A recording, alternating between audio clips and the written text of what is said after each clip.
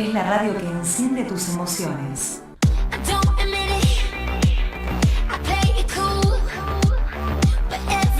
Déjate llevar por los sonidos del momento.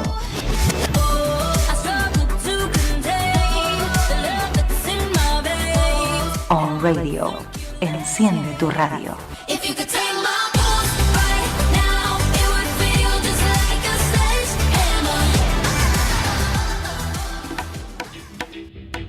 La Bagacera.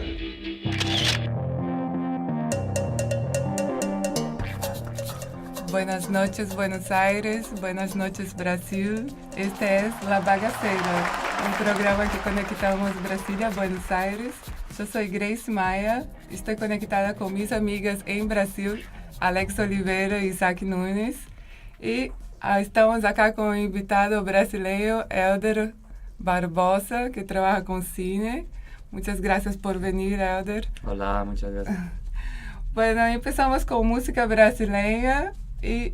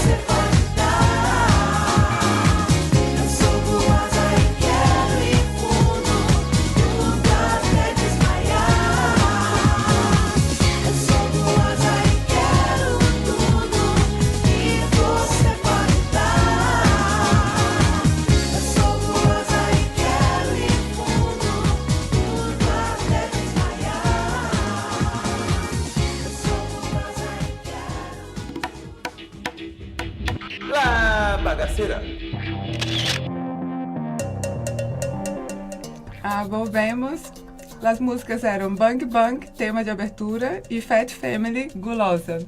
Super copada as músicas para começar a noite de sábado.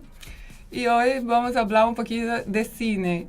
Tenho um amigo aqui de Brasil, é de onde sois? Do interior de São Paulo. Do interior de São Paulo, e está estudando cine acá em la FUC, é meu amigo de faculdade, e tem um trabalho interessante com trabalho de documental. Hoje, em homenagem a nossos ouvintes de Brasil, que sempre escutam a mamá de Alex, Theo Maria e de Nilson, papai de Isaac, vamos fazer a entrevista em português. Oh my God, la bagaceira! Misturamos todo, não há ordem. Bom, vou falar em português. Bom, vai sair tudo misturado, né? Que a gente não sabe se a gente está falando português ou se a gente está falando espanhol. Helder, obrigada por vir. E, bom, eu vi o seu trabalho de documentário. Você está aqui fazendo um mestrado em documentário. Sim. Boa noite a todo mundo que está ouvindo. Prazer estar aqui em falar em português também. Sim, estou fazendo um mestrado em cinema documentário aqui na FUC, na Universidade de Cine. E muito legal, assim, 2 anos de curso, que eu estou aprendendo muita coisa, aula todo dia. E muitos professores experientes, assim, que estão passando muita coisa legal pra gente, assim. Mas como começou? Você começou fazendo faculdade de cinema? Foi a primeira faculdade? Ou você fez alguma outra faculdade antes e caiu no cinema? Como é que você foi parar aí? Eu comecei fazendo curso técnico de eletricista. Eu era eletricista de manutenção quando era menor, assim. Trabalhava em fábrica, meu pai trabalhava também em fábrica, eu acabei também seguindo nessa área. Aí eu percebi que não era para mim, assim, que não era o que eu queria, trabalhar em fábrica, trabalhar com engenharia, essas coisas. E fui fazer um curso de comunicação social e jornalismo. Comecei com jornalismo na Universidade Federal de Viçosa, no interior de Minas Gerais. E aí, lá no curso, eu já comecei a experimentar muito com audiovisual, assim, trabalhar com edição, com câmera, era a principal coisa que eu fazia lá. E bom, depois que eu terminei a faculdade, eu pensei em fazer um curso de cinema mesmo, para além desse de comunicação social, e fiz um curso de cinema na Escola de Cinema Darcy Ribeiro, que fica no Rio de Janeiro. Eu vi lá no seu Face. Sim. É bem legal, né? Darcy Ribeiro legal, é bem prestigiado. Sim, e muitos diretores, assim, muito marcantes para a história do cinema brasileiro. Rui Guerra, Walter Lima. Você tem aula com eles? Tive aula com eles, foi incrível, assim. E aí foram 2 anos nessa escola. Aí, ao mesmo tempo, eu comecei a trabalhar numa produtora de cinema documentário lá que se chama Caliban. Eu vi que você trabalhou na Globo também. Também trabalhei na Globo no Domingão do Faustão. Ô, louco, meu! Oh, my God! Sim. Trabalhei no Domingão do Faustão por 6 meses. E depois trabalhei com o Silvio Tendler, que é um diretor de documentário muito conhecido no Brasil, assim, dirigiu documentários com muita bilheteria, que fizeram sucesso e tal. E aí trabalhei com eles, e aí depois disso, só continuando com cinema mesmo, principalmente cinema documentário. Muito interessante. Eu vi o seu curta, Plano Aberto, né? Trabalha muito com um documental na periferia, lá dentro. Sim. Como é que você entrou aí? Como é que é esse contato que você tem com eles? De onde que nasceu essa ideia de fazer esse curta? Esse curta, ele nasceu da ideia de um filme que eu fiz com o Silvio Tendler, que eu era editor do filme. E o filme falava de um conceito do Milton Santos, geógrafo, que ele falava de como que na periferia a mobilidade urbana não existia, assim, que as pessoas ficavam exiladas dentro da própria periferia. E aí, com essa ideia de exílio, eu comecei a trabalhar para um edital do governo federal que teve para jovens realizadores, para fazer filmes sobre jovens também. E aí, a princípio, o filme ia trabalhar mais nisso, em relação ao transporte público e o exílio. O filme chamava Relatos do Exílio. Só que quando a gente foi conversando com os atores sociais nessas favelas e outros lugares, eles sempre batiam na tecla que isso não era um exílio, e sim um lugar em que eles construíam outras coisas que não eram construídas no centro da cidade pela classe média, enfim. E experiências muito bacanas. Então, eu comecei a ir atrás dessas experiências políticas e também de artísticas, de teatro, de cinema, de movimento social. e juntei esses 4 jovens que debatiam essa questão de uma maneira que era legal pro filme, assim, em relação a uma cidade mais democrática, enfim. E aí tinha vários contatos de pessoas que conheciam pessoas que moravam na periferia, que eram pessoas massas, assim, que tinham uma atuação legal.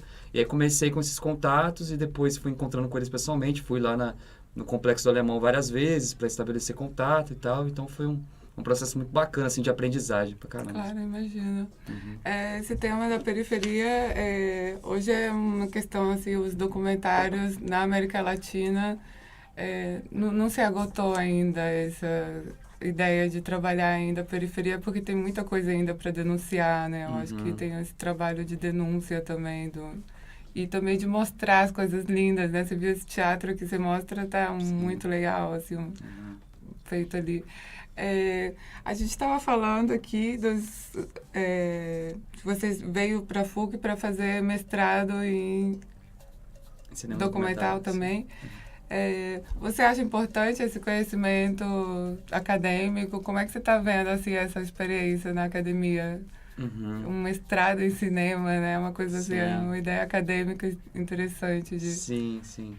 É uma coisa bem engraçada, assim, porque quando eu terminei a faculdade de comunicação social, muitos dos meus amigos, que eram os meus principais amigos, assim, parceiros de estudo, de trabalho na minha sala, acabaram indo para o mestrado direto, assim. Já foram direto, já começaram a fazer mestrado no Rio de Janeiro, em Belo Horizonte, em São Paulo também. Alguns foram para o ramo da sociologia, outros para antropologia, outros continuaram na comunicação. E eu, assim, logo depois de formar, eu tava com uma certa resistência em relação à academia, assim, sabe? Tipo... Entendo. É um processo muito, muito doloroso, né? É doloroso. E além de doloroso, assim, um pensamento muito elitista que se constrói lá dentro. Então, eu tava com muita... É um trabalho de ego. Eu sou professora de yoga há 10 anos. Eu acho que eu nunca trabalhei meu ego tanto igual eu estou trabalhando na academia. É realmente um tipo de pensamento que te dá muito, mas também você vai ter que baixar todos os câmbios e entender o sistema. Sim, exatamente. E aí eu fiquei com uma rejeição muito grande em relação à academia por um tempo, assim. E falei, não, eu preciso trabalhar, preciso fazer meus filmes, Só que, porra... Também, quando eu comecei a fazer meus filmes, eu vi a necessidade também de voltar, assim, a estudar. Claro, é um terreno fértil, né? Sim. Eu acho que você pode tirar dali, tipo, material para estar sempre trabalhando. Eu acho que eu tô mais velha, eu vim pra academia com essa consciência, assim, tipo, ali é da onde que eu vou tirar ideias, material, força de vontade. Sim. Organização, os seus contatos que você faz ali todo dia. Acho que todo mundo que está fazendo cinema tem vontade de participar, de fazer cinema, né? Então, a academia, ela te dá isso, mas realmente é um trabalho. Mas se garimpar, você acha muitas coisas boas. Bem legal. Vamos de música brasileira e a gente volta com seus diretores favoritos, que está muito interessante.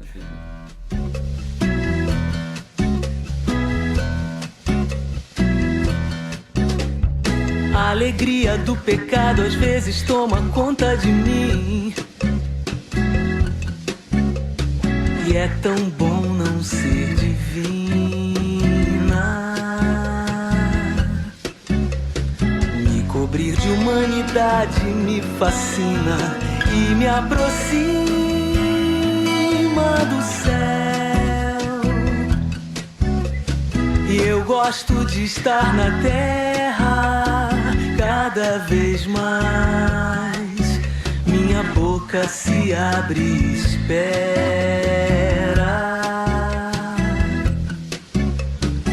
o direito, ainda que profano, do mundo ser sempre mais humano. Perfeição demais me agita os instintos. Quem se diz muito perfeito, na certa encontrou um jeito insosso pra não ser de carne e osso, pra não ser carne e osso.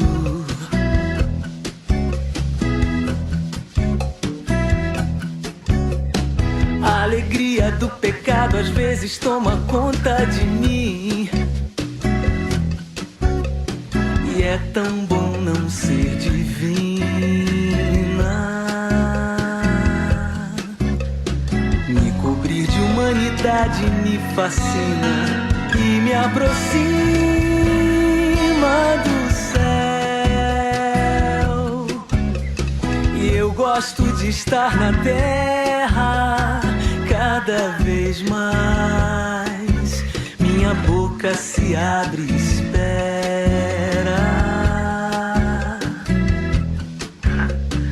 o direito, ainda que profano, do mundo ser sempre mais humano. Pois perfeição demais me agita os instintos. Quem se diz muito perfeito, na certa encontrou um jeito insosso pra não ser de carne e osso, pra não ser carne e osso.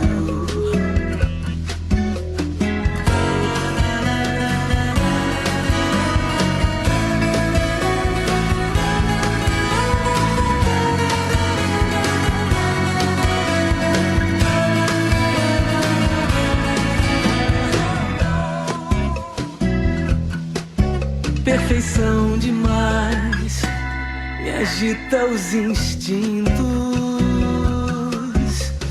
Quem se diz muito perfeito, na certa encontrou um jeito insosso pra não ser de carne e osso, pra não ser carne e osso.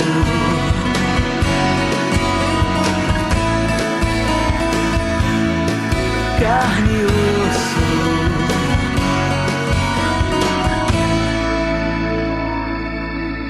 Carne e osso.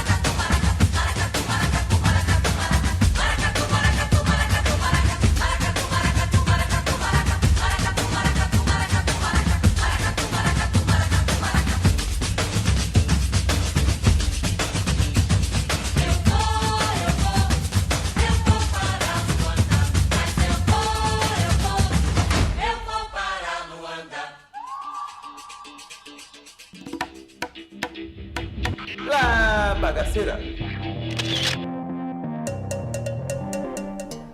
Volvemos. Estamos escuchando Zélia Duque, Pecado, y Sergio Mendes, Maracatu. Ay, Sergio Mendes me encanta, y Zélia Duque también, así que está muy bien. La playlist está de temas de novelas. Bueno, no sé de qué novelas son, pero está muy buena. Tiene Sergio Mendes de tema de novela. Bueno, ¡Wow! Qué buena novela, qué buena novela. No sé qué novela es esta, pero que está buenísima.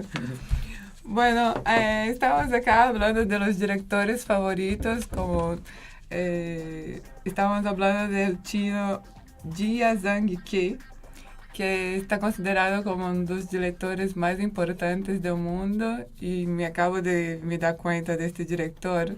Así que, ¿quieres hablar un poquito sobre esta obra de este director que te gusta? Sim, o Jia Zhang Ke, ele é um diretor que ele começou a filmar no final da década de 90, e ele sempre foi muito controvertido na China, assim, porque é um diretor que a principal coisa dos filmes dele é mostrar a transformação da China comunista para a China capitalista agora, para a China globalizada e tal. Então são filmes que o governo chinês assim tenta censurar, já teve muita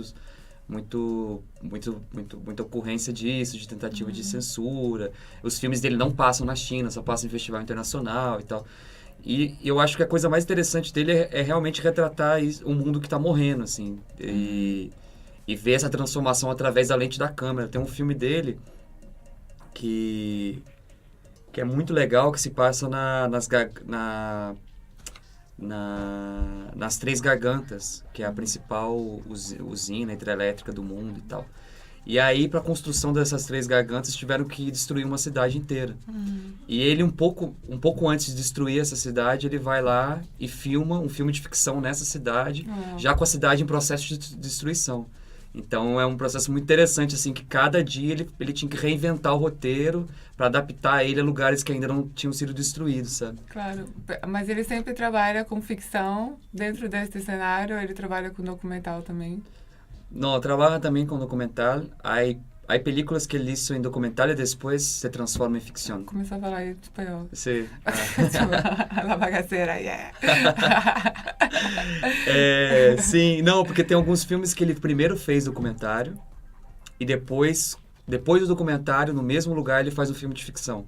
Ah, bem legal. E os filmes de ficção dele tem um pouco de documentário também, e vice-versa. Assim, os atores principais do filme não são atores de verdade, assim, não são atores de teatro, qualquer coisa.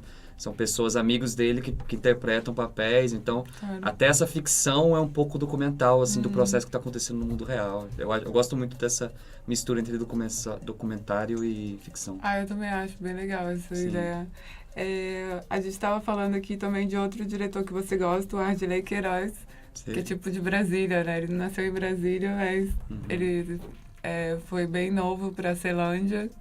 É bem interessante que você trouxe esse nome, porque realmente em Brasília é um diretor que, com a última película, Branco Sai, Preto Fica, eu acho que ele marcou aí um espaço.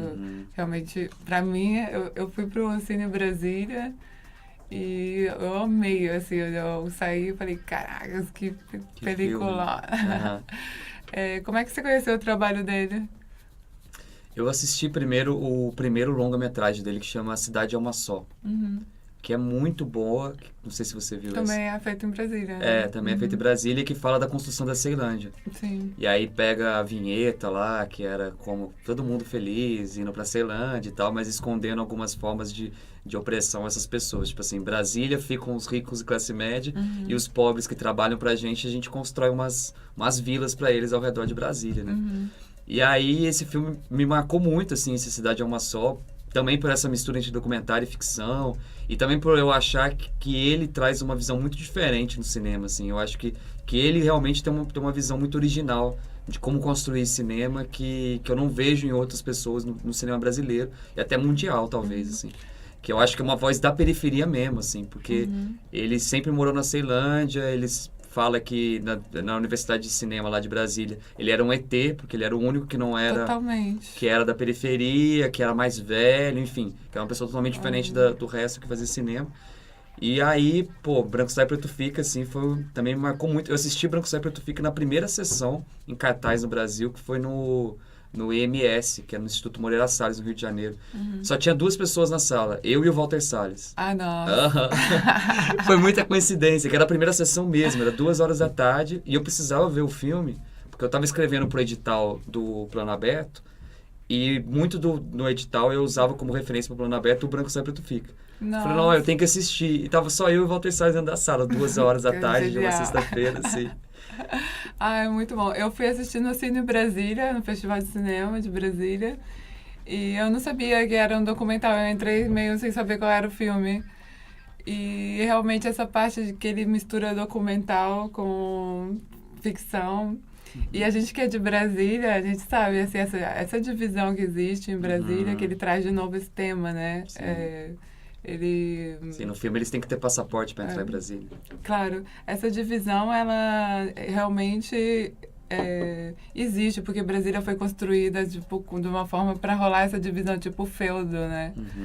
E a questão do transporte público ajuda também, porque não existe transporte público assim para ficar andando em Brasília. Tem transporte público para ir trabalhar e para voltar do trabalho. Tipo, 3 da manhã, se você quer voltar de algum lugar, é meio difícil.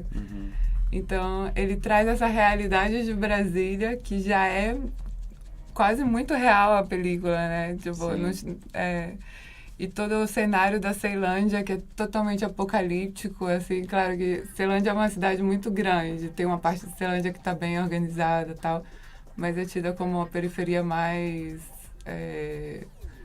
mais violenta durante muitos anos, assim, né?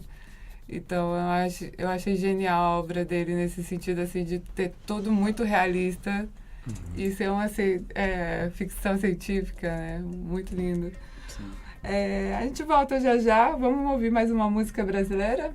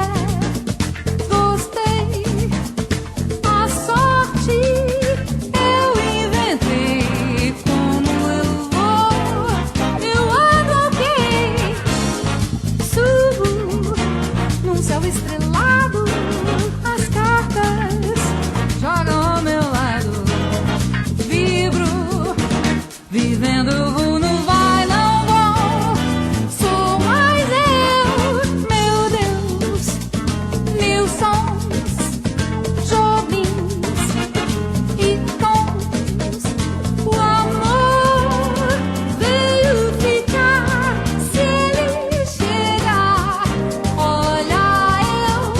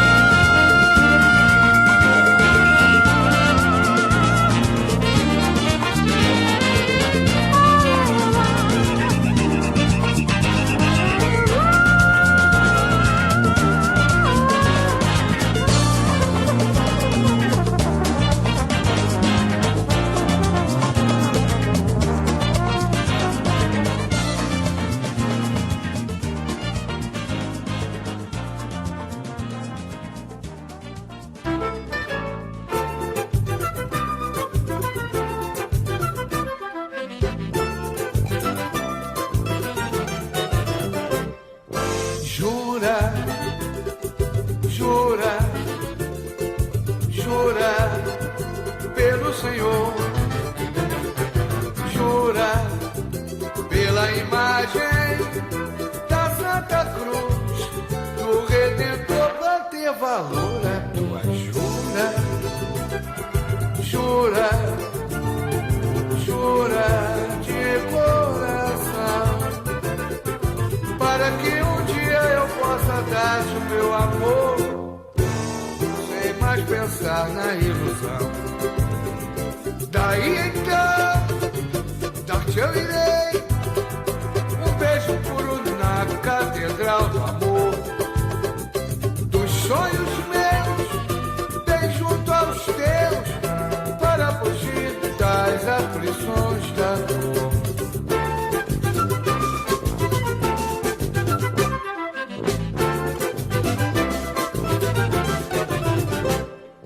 Jura, jura, jura pelo Senhor, jura pela imagem da Santa Cruz, do Redentor, pra ter valor a tua jura, jura, jura de coração, para que um dia eu possa dar-te o meu amor, sem mais pensar na ilusão.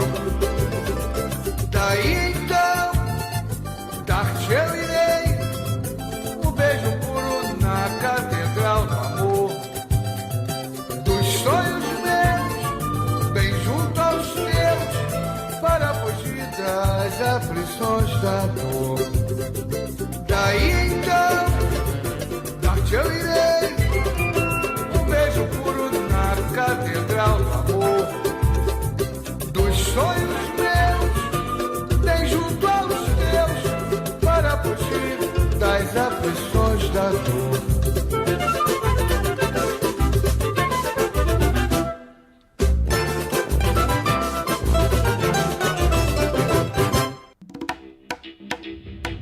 La Bagaceira.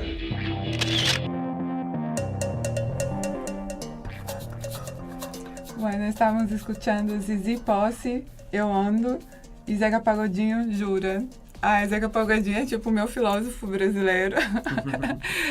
Quando você tá, tipo, é tipo um Spinoza brasileiro, assim, tipo, eu acho que as músicas dele são lindas, inteligentes. Não gosto de pagode não, na verdade, mas Zeca Pagodinho eu gosto bastante. Sim, eu também. Pra mim ele toca samba, né? Tipo, é a eterna dúvida, por que o nome dele é Zeca Pagodinho? Bom, eu queria ler uma poesia minha. Gente, meu lado dark, assim, tipo... Mas eu leio várias e tento descobrir a que tá melhor, que eu não tenho que me censurar, sabe? Porque tem umas poesias que eu tenho que censurar e eu fico, tipo, escolho outra, então. Bom, essa se chama Estrelinhas. Sinto falta do conforto de receber estrelinhas douradas. Quando o sol brilhava e havia uma estrada que me diziam, que me ensinavam, que me tocavam. Sentia a proteção inexistente, sentia o amor inexistente. Sentia ou não que cumpria o Dharma. Tão simples, me diziam, mas sinto falta mesmo das estrelinhas. Onde estão? Malditos anjos de sarças ardentes ordinárias, misóginas. Onde está aquele que me dará as estrelinhas? Quanto tempo tenho que suportar? A honestidade é, deveras, sem sombra de dúvidas, porque não comporta, não há dúvidas na maldita honestidade, imposta aos escolhidos, dívida que suportam, sem estrelinhas, sem anjos, sem juízo final, apenas suportam, porque não há outro caminho. Para os condenados à verdade, não existem estrelinhas. Sigo na tristeza e essa é minha amiga. Eu já gosto dela. A felicidade é uma tortura. Que tortura maldita que acende no horizonte e ameaça a minha paz, da minha vida sem delírios, da minha vida sim, daqueles que sabem e lutam e sobrevivem. Mas ela vai estar sempre lá. essa ameaça constante da maldita felicidade? Um pouco pessimista, um pouco dark. Mano, esses são os meus momentos interiores que eu comparto com vocês. Bom, Helder, você está com algum projeto agora no mestrado que você já começou? E como é que tá aí? O que você está planejando? Quer compartilhar um pouquinho? Sim, Dar uma palhinha?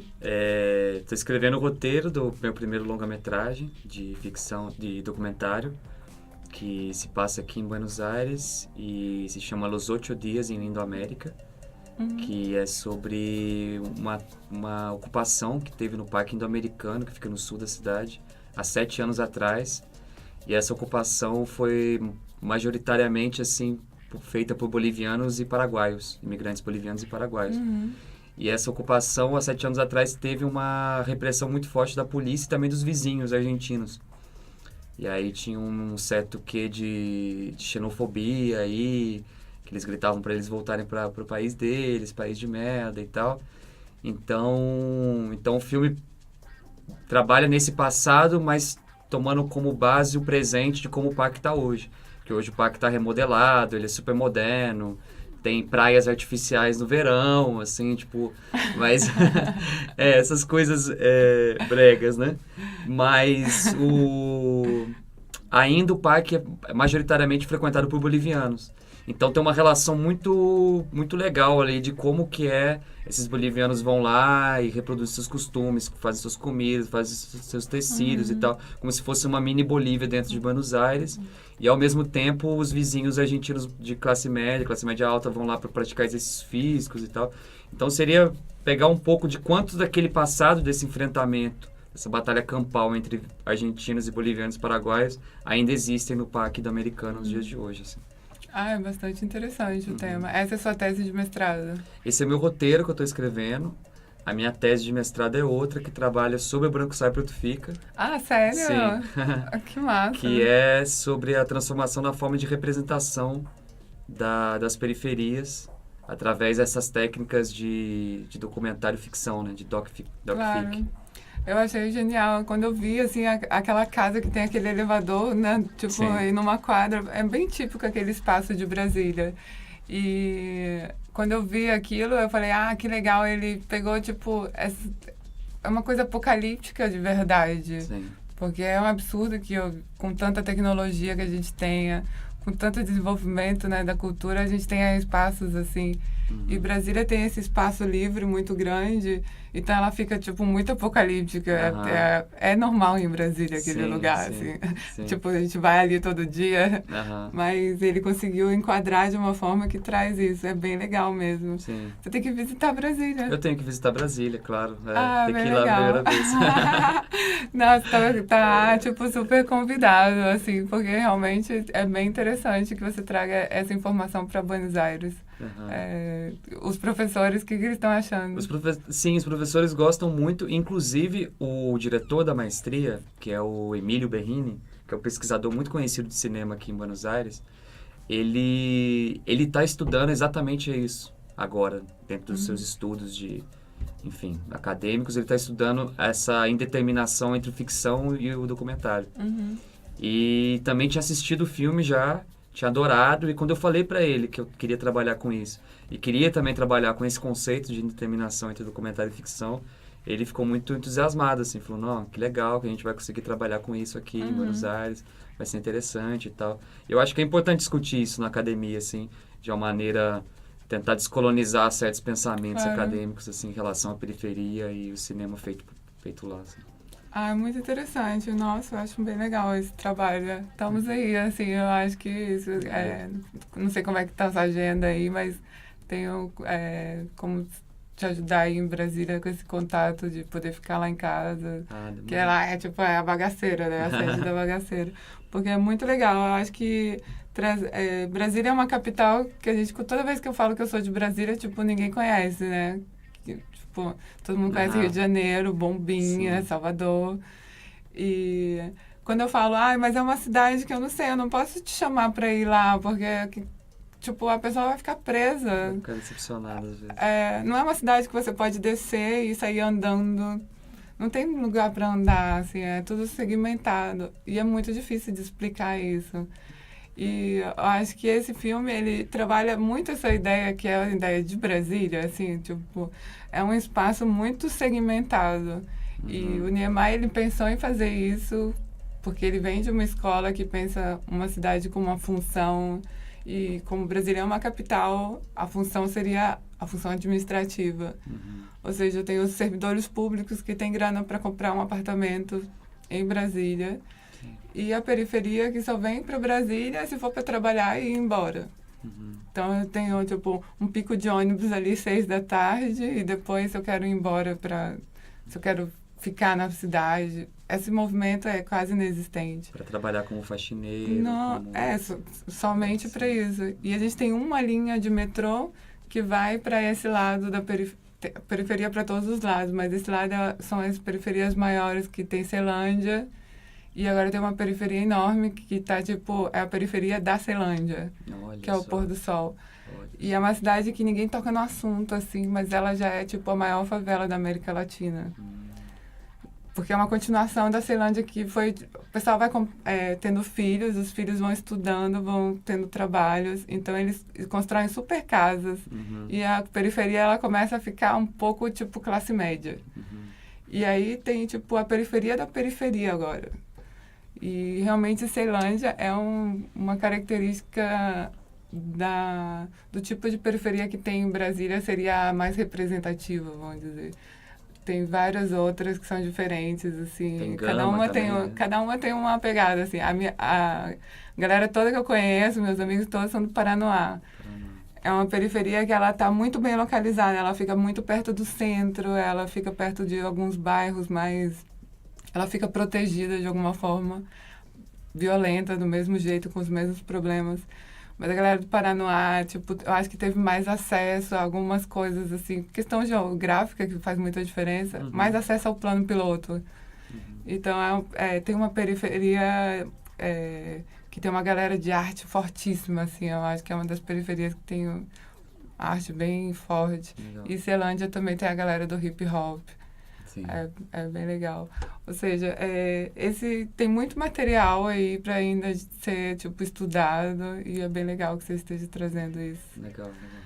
Bom, vamos terminar o programa. Muito obrigada por vir. Você quer deixar um contato? Eu queria só agradecer aí o convite de estar aqui, de falar sobre os filmes, falar o que eu penso sobre cinema, enfim, sobre Buenos Aires. E, bom, meu contato é elder.barbosa@gmail.com. Eu tenho um portfólio também, mas o endereço ele não tem domínio, então ele é mais complicado de passar. Mas, enfim, esse é meu e-mail e... Facebook? E Facebook, Elder Barbosa também, só procurar lá e tamo junto, conversar com a galera. Bom, a gente vai ficando por aqui. A gente está com um canal no YouTube com todos os programas, a gente sobe todas as entrevistas editadas. Muito obrigada, Elder. Muito obrigada, Kiki. Muito obrigada, Jamie. Eu mando um beijo para os meus amigos do Brasil, Alex e Isaac, meus amores, te estranho muito. E um beijinho para todos os ouvintes de Brasília, hoje em português, só para vocês. Rastafari Positive.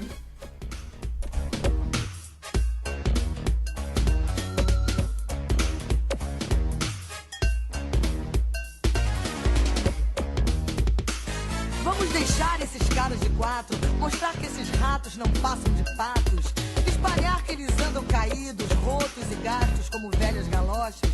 Vamos dizer que são bichas e brochas, são uns vendidos, uns boias, um saco. Malhado Judas, vou lá acabar o macho, que a meta é se vingar. Malhado Judas, vou lá acabar o macho, segue salada no almoço e jantar. Malhado Judas, vou lá acabar o macho, que a meta é se vingar.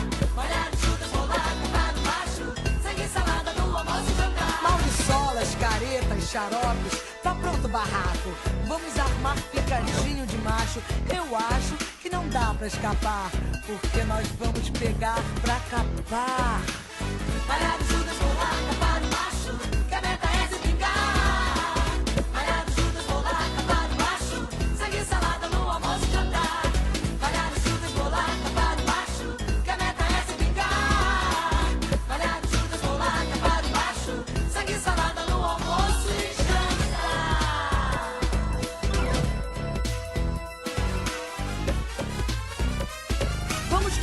não vai ser barato fazer esses trapos de gato e sapato, exibir como ficam perdidos sem nós mulheres pra tomar conta deles.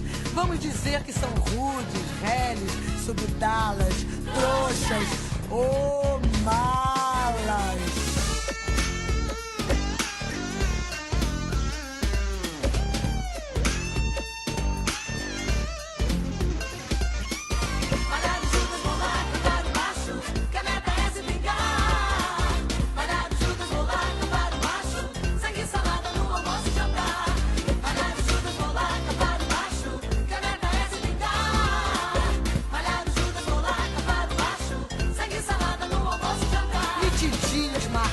Capazes, valeu o esculacho.